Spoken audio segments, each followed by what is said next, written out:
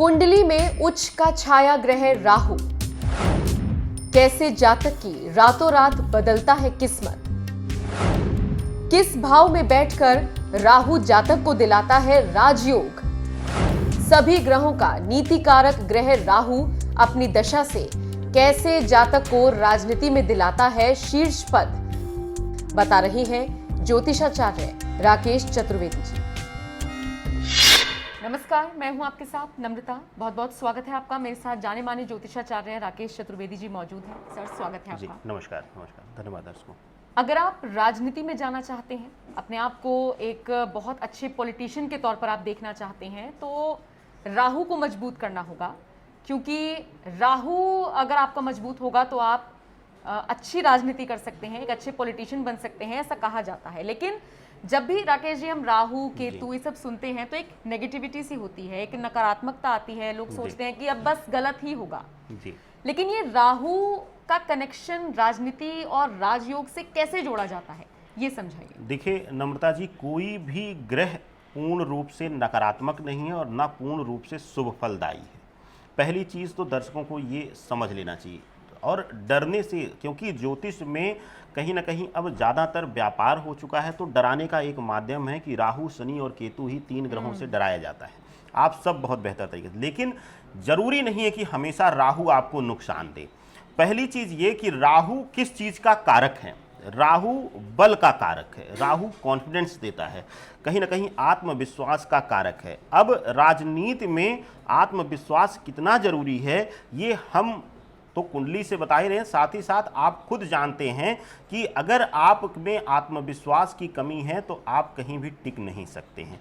जो बोल रहे हैं उस पर विश्वास होना, जो कर रहे हैं उस पर विश्वास होना, जो करने जा रहे हैं उस पर पूर्णतया विश्वास होना राजनीति में जरूरी है।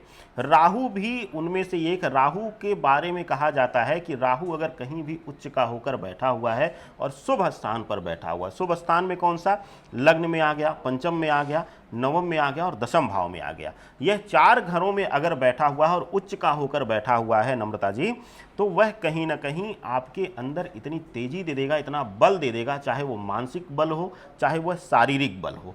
आप अपने सामने किसी को टिकने नहीं देंगे, ये प्रभाव आता है। यही कारण है कि कई बार राहु जो है, हम देखते हैं जब विवाह मिलान होता है तो कई बार देखा जाता है कन्याओं की कुंडली में राहु का स्थान कैसा है। अगर राहु बहुत उच्च का है तो भाई जाहिर सी बात है कि वो डोमिनेटिंग नहीं होगी, वो कहीं ना कहीं झुकेगी नहीं, और संबंधों में झुकाव जरूरी है। तो राहु का जो कार्य है यह झुकने नहीं देता है आपको, यह बहुत जरूरी है। और अब बात कर रहे हैं, क्योंकि आपने राजनीति की बात की है, तो राजनीति शब्द ही वर्चस्व का कारक है। जो बलपूर्वक यहां पर टिकेगा वही यहां पर सक्सेस होगा। अब इसको बलपूर्वक मैंने क्यों कहा है, हम सब जानते हैं कि राजनीति में कितने दिनों से कहा जा रहा है कि जो नेगेटिव प्रवृत्ति के लोग हैं, जो माफिया प्रवृत्ति के लोग हैं, उनको दूर रखा जाए। लेकिन आज आप देखें सबसे ज़्यादा वही हैं राजनीति में और आजीवन रहेंगे, क्योंकि इसको नकारात्मक आप उनको दूर कर ही नहीं सकते, क्योंकि राजनीति शब्द ही राहु के प्रभाव से आती है।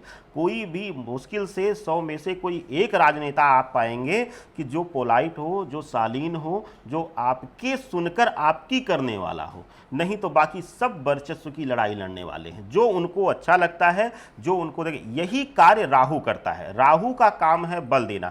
अब मुख्य रूप से राजनीतिक जिंदगी के लिए राहु क्यों जरूरी है।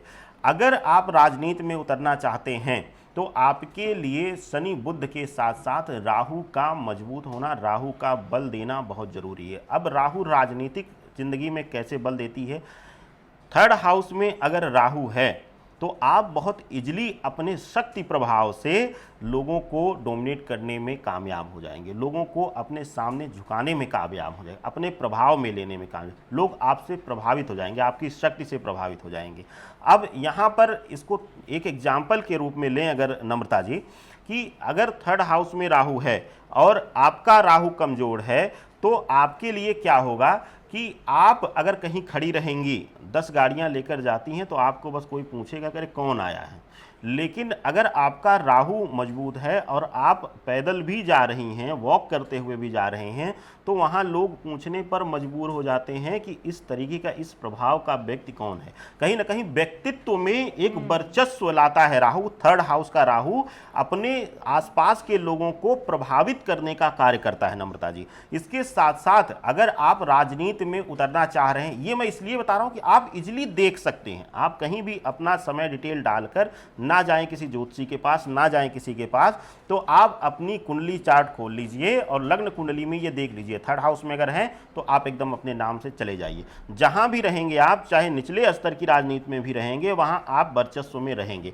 इसके बाद स्थान आता है नवम और दशम भाव का। नवम और दशम भाव में अगर राहु शुभ स्थान लेकर बैठा हुआ है और शुभ ग्रहों के साथ बैठा हुआ, जिसमें कि शनि के साथ बैठा हुआ है या बुध के साथ बैठा हुआ है, कई बार मंगल के साथ भी यह वर्चस्व दे देता है। तो यहाँ दोनों घरों में नवम और दशम भाव में बैठकर अगर राहु बैठा हुआ है तो आप बाहुबली प्रवृत्ति के व्यक्ति निकलेंगे। आप कहीं ना कहीं अपने शक्ति प्रदर्शन के दम पर राजनीति में टिकने में कामयाब हो जाएंगे और आपको एक स्तर पर आकर राजनीति अपमान सम्मान के साथ साथ सामाजिक स्तर भी देगी।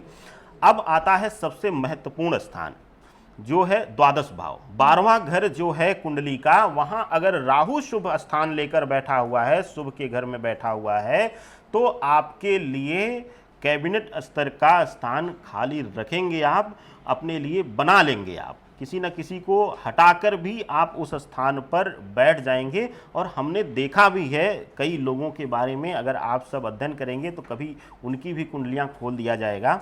लेकिन मैं आपको बता दूं कि वो लोग इतने प्रभावशाली होते हैं कि अगर वह दल बदल कर भी जाते हैं तो वहां पर 50 साल से बैठे लोगों को प्रभावहीन कर देते हैं और वो वर्चस्व में आ जाते हैं। इस तरीके का प्रभाव द्वादश भाव का राहु देता है।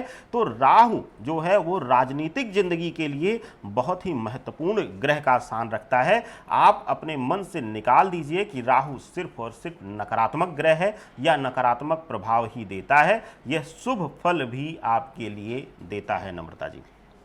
अब यहाँ पर सवाल राकेश जी ये भी उठता है कि राहु को फिर मजबूत बनाया कैसे जाए। देखिए, राहु के लिए सबसे उत्तम उपाय रहेगा कि इसके अगर आप इसको बल देना चाहते हैं और राजनीति में आ रहे हैं तो आप राहु के बीज मंत्रों का जाप करें, ओम रांग राघवे नमः। दूसरी चीज़ ये है कि अब इसमें कुछ लोग कह देते हैं कि गौमूत्र या गौ सेवा का आप करिए, नहीं, वह राहु को शांत करता है। हमें राहु को शांत नहीं करना है। यहाँ पर गौमूत्र का प्रयोग या राहु के लिए गौ सेवा या गौशाला का निर्माण या इस तरीके का कार्य वहाँ पर आपको कष्ट देगा और वह कहीं न कहीं राहु पीड़ित होकर, क्योंकि राहु वहाँ पर शांत होगा और अगर दूसरे अन्य ग्रहों का, पापी ग्रहों का प्रभाव साथ में आएगा, जैसे अगर कि केतु की दृष्टि आ रही होगी या शनि का योग होगा, तो कहीं ना कहीं धर्म के नाम पर आपको लांछन लगाने का, कलंक लगाने का कार्य कर देगा। तो कहीं ना कहीं आपको इससे दूर रहना है। और अगर आप मजबूत दिन बनाना चाहते हैं, बल देना चाहते हैं, तो आप उसके बीज मंत्रों का जाप करें, आपके लिए उत्तम होगा। या फिर आप सबसे बेहतर होगा कि काले तिल का बहते हुए जल में प्रवाह करें शनिवार के दिन। यह आपके लिए उत्तम उपाय होगा और अत्यंत लाभकारी प्रयोग भी आपके जीवन में होगा। यह नम्रता जी। बिल्कुल। तो राहु को आप मजबूत कैसे बना सकते हैं और अगर मजबूत होगा तो उसका प्रभाव आपकी ज़िंदगी पर कैसा होगा। अगर आप राजनीति में आना चाहते हैं तो फिर राहु की कितनी इंपॉर्टेंस है आप समझ गए होंगे। बहुत बहुत शुक्रिया जी, ये बहुत अहम जानकारियां दर्शकों तक पहुंचाने के लिए। और इन सब के अलावा भी अगर आप कुछ जानना चाहते हैं तो जो नंबर आपकी स्क्रीन पर फ्लैश हो रहा है उस पर आप कॉन्टैक्ट कर सकते हैं और कमेंट करके अपना सवाल भी पूछ सकते हैं। अगली वीडियो में कोशिश करेंगे उस सवाल को ले लें। बहुत बहुत शुक्रिया इस वीडियो को देखने के लिए।